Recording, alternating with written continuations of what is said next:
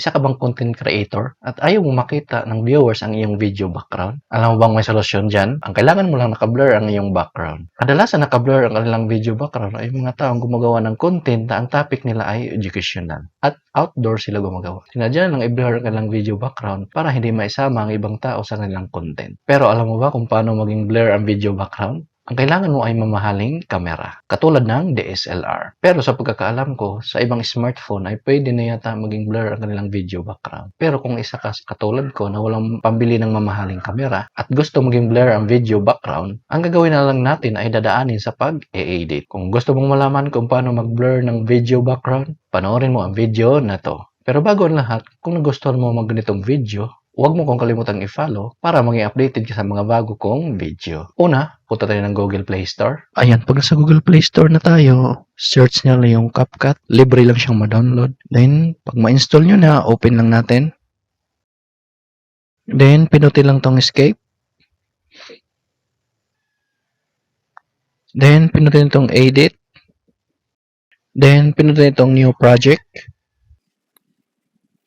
Ayan, so dito kung pwede pumili ng video na gusto mong i-blur ang iyong video background. So sa akin itong pinakaunang video, select ko lang. Then pinutin itong add sa baba.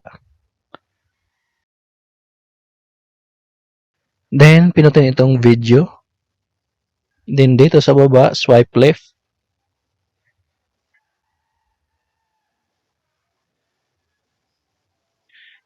Ayan, hanapin yung copy. Once na makita niyo yung copy, pinutin lang to.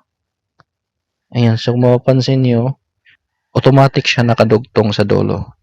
Then, pinutin lang tong kinopya natin. Then, swipe left uli. Pinutin lang tong overlay. Ayan, so, nalagay siya sa pangalawa. So, ang gagawin natin ay i-drag natin pa kaliwa. Tapat lang natin sa pinakauna or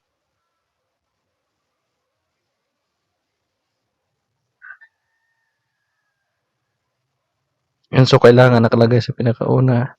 Then, pagkatapos, pinutin na itong in-overlay natin, yung pangalawang video. Then, dito sa baba, swipe left. Pinutin itong cut out.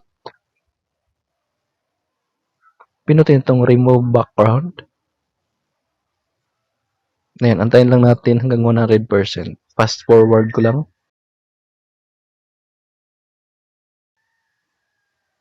Ayan, background remove. And then, pagkatapos, pinutin lang itong check. Then, gagawin natin ay i-back lang natin. Pinutin lang itong arrow.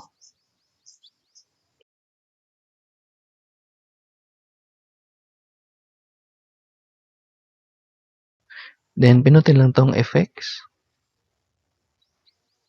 Then, pinutin itong video effects. Then, pinutin itong lens. Then, pinutin itong blur. Then, pinutin lang itong check. I-stretch lang natin itong main video blur hanggang dulo. Ayan, so pwede nyo i-adjust yung kung ilang percent yung blur. So, halimbawa, gusto nyo i-adjust, pinutin lang itong adjust. Then, pwede nyo babaan. Ayan. Ayan. So, kayo na yung bahala kung ilang percent yung blur na gusto nyo. Then, pagkatapos ma-adjust, pinutin lang tong check.